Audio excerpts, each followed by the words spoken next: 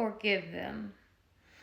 I don't know if you have some unforgiveness in your heart, something that God is trying to get out of you, some bitterness, some hate, some deeply rooted unforgiveness that you have towards someone in your past, but God is saying to forgive. You have to forgive those people. You have to forgive your enemies, whether that's your family members or just even sitting in the presence of God and saying, God, who do I need to forgive? Maybe subconsciously you haven't forgiven someone because it matters.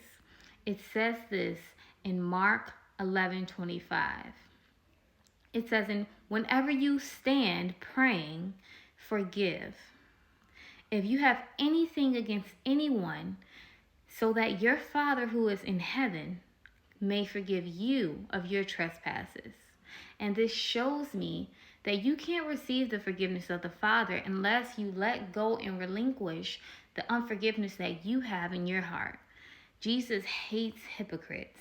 And so when we hold all this bitterness in our hearts and this unforgiveness in our hearts, and yet we expect God to forgive us and to not hold bitterness in his heart, it's not okay with God. It's not the way God works. He wants us to walk in light, in love. He says to love your enemies. He says that in Matthew. He says to love them and to pray for them. Pray for those who persecute you. And so our job isn't to judge them or to hold this bitterness against them, but it's to release it to God and allow him to work in your heart and allow him to help forgive. Because I know a lot of people, they don't feel like they can forgive. Some people have committed great sin against you. I know it. And some people have done you so wrong, but you have to surrender it to God. And that's where being in the presence of God, having a relationship with God comes in, because he will begin to give you a pure heart and help you to cleanse and forgive those people in your heart. And so I admonish you, forgive, whether you have to sit in prayer and say, God, who do I need to forgive, right? Maybe you think you've forgiven everyone, but you really haven't. So just going over that in your heart and really checking your heart and seeing, is there anyone I need to forgive? Because you do not want to get there in front of the face of God and he says you didn't forgive that person, because God sees every part of you. He sees the whole story. So just check yourself, guys. Forgive.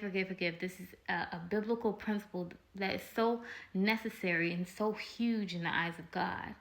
And it says this, the last scripture I'm going to say in Matthew 18 verses 21 to 22. It says, then Peter came and he said to Jesus, Lord, how often will I forgive my brother who sins against me? And how often will I forgive him? As many as 7 times? And Jesus said to him, he said, I do not say to you 7 times, but I say 77 times. So Jesus, and this isn't literalism. He's not saying literally, when this person has done you wrong the 78th time, you don't have to forgive them. No, he's saying this is a pattern that you should be living in your life of constant forgiveness, the way God constantly forgives us, right? So if the person does something 77 times to you, then you need to keep forgiving them. And you need to treat them with love. It doesn't mean you have to be in their face, right, every day, but it means don't show bitterness towards them, right? Because he says when the way God works, the biblical principle and the pattern of God is he wants us to walk in so much love. He says vengeance is his.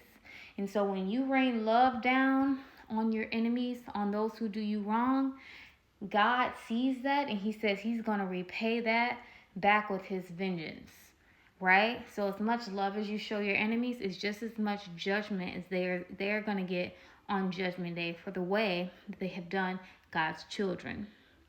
And so, I pray this video has helped you.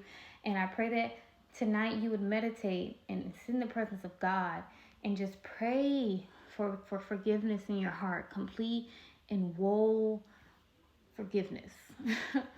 So I pray this bless you guys. Until next time.